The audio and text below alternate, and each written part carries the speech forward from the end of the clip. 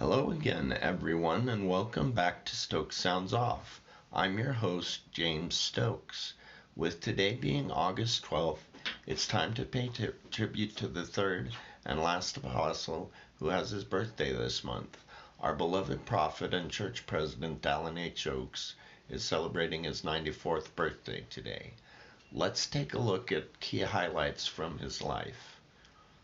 Dallin Harris Oaks was born on this day in 1932 to Dr. Lloyd E. and Stella Harris Oaks in Provo, Utah. Included in his mother's ancestry is Martin Harris, who, as we know, was one of the three witnesses of the Book of Mormon. President Oaks' first name was given in honor of the last name of an artist with whom his mother had worked as the model for a statue in Springville, Utah. His father was an ophthalmologist, and he died when young Dallin was age 7 from complications of tuberculosis. Being the oldest child of his family, the death of his father gave young Dallin some unique opportunities to help his mother and to be an example to his younger siblings, which was one thing of which he has frequently spoken. After his father died, his mother was able to earn a degree at Columbia University and support her family by working to provide adult education opportunities for those who needed it. She became the first woman elected to Provo City Council, and she also served for a time as the assistant mayor. In the meantime, young Dallin attended Brigham Young High School, where he played football and became a certified radio engineer. Once he started attending BYU, he took many opportunities to be the radio announcer at high school games. At one of those games, he was introduced to June Dixon, whom he would later date and subsequently marry. He was unable to serve as a full-time missionary because he was a member of the National Guard, and there was a possibility he could have been called up to serve during the Korean War. Dallin and June were married in 1952, and he graduated from BYU 2 years later with a degree in accounting. He went on to study law at the University of Chicago, graduating with his degree 3 years later. He spent the early part of his professional career clerking for Chief Justice Earl Warren of the U.S. Supreme Court, during which time the Chief Justice presided over the infamous Watergate trials.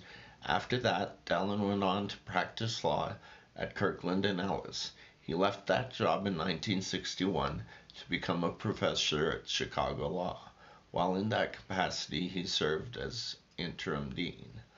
During that same period of time, the University of Chicago was desperate to get Dr. Russell M. Nelson, a renowned heart surgeon, on their staff, and Professor Oaks was asked to represent the university in trying to convince Dr. Nelson to accept the offer. Although those efforts proved unsuccessful, that encounter resulted in a lifelong friendship for the Nelsons and the Oaks. Dallin also served on the foundation board of a Mormon Thought periodical and was the chairman of the university's disciplinary committee. He took a leave of absence from the university while serving as the legal counsel to the Bill of Rights Committee of the Illinois Constitutional Convention. He left the law school for good in 1971 when he was appointed as the new president of BYU, for which many candidates, including Brother Nelson, had been considered, a position President Oaks held for 9 years. He then went on to serve for 5 years as chairman of the board of directors for PBS, and subsequently 8 years as chairman of the board of directors of the Polynesian Cultural Center. In 1980, he was appointed as a justice of the Utah Supreme Court, an office he held for the next 4 years. He was rumored to have been considered by 2 U.S. presidents, Gerald Ford and later Ronald Reagan, for a nomination to the U.S. Supreme Court.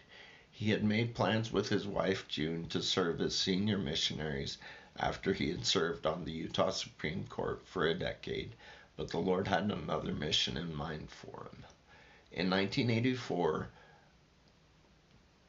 he was at a law conference fulfilling several judicial obligations when President Gordon B. Hinckley, then a counselor to the ailing church president Spencer W. Kimball, tracked him down via a phone call. The purpose of the call was to notify him that he'd been selected to become an apostle and member of the Quorum of the 12 Apostles.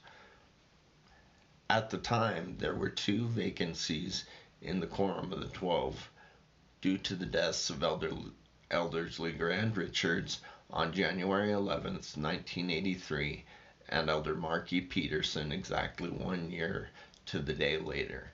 Due to the ill health of President Spencer W. Kimball, neither vacancy had been filled prior to the April 1984 General Conference. Elder Oaks became the junior apostle to Elder Russell M. Nelson, though the 2 were sustained in the same General Conference. Although both were called at the same time, Elder Oaks was unable to be present for the General Conference at which the 2 were sustained. President Hinckley, in leading that sustaining, offered the following explanation. Quote, "With reference to Dallin Oaks, I should like to say that while we nominate and sustain him today, he will not be ordained to the apostleship, nor will he be set apart as a member of the Council of the 12, nor will he begin his apostolic service until after he completes his present judicial commitments, which may require several weeks. He is absent from the city and necessarily absent from this conference. We excuse him." Close quote. Elder Oaks was ordained an apostle just short of 4 weeks after being sustained, having been sustained on April 7th and being subsequently ordained to the apostleship on May 3rd. He had his first opportunity to respond to his apostolic call 5 months later, speaking in the October 1984 General Conference about the importance of witnesses within the context of his new assignment to be a special witness of Jesus Christ. He has now been an apostle for over 42 years, during which time he has fulfilled a wide variety of assignments and has had many opportunities to meet with and speak to church members in various parts of the world. In addition to losing his father early on in his life, Elder Oaks also experienced the death of his wife June, who passed away in 1998. Just over 2 years later, Elder Oaks married Sister Kristen M. McMain, who has been by his side ever since. In 2002, Elder Oaks and Elder Jeffrey R. Holland were asked to be the first apostles in around 100 years to live on location in 2 of the church's geographical areas, with then Elder Oaks being based in the Philippines and then Elder Holland being assigned to preside in Chile. They each served as area presidents for 2 years, after which they both returned to church headquarters. With the death of President Thomas S. Monson in January 2018, Elder Oaks became the second most senior apostle.